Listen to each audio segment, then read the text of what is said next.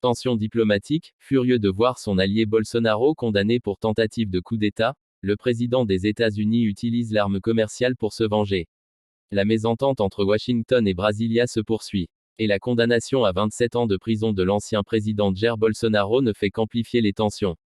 L'actuel dirigeant brésilien a ainsi une nouvelle fois tenu dimanche à défendre la justice de son pays face aux critiques de son homologue américain Donald Trump.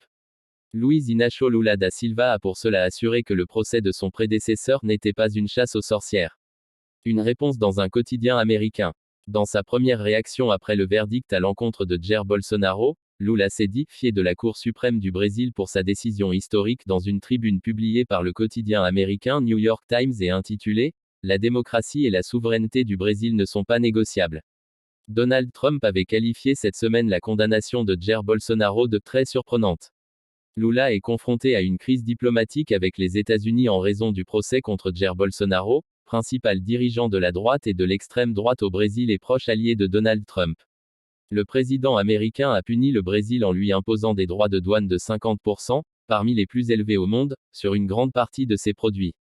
Plusieurs magistrats de la Cour suprême brésilienne font également l'objet de sanctions de la part de Washington pour leur gestion de l'affaire Bolsonaro. L'ancien président, âgé de 70 ans, vient d'être condamné pour avoir dirigé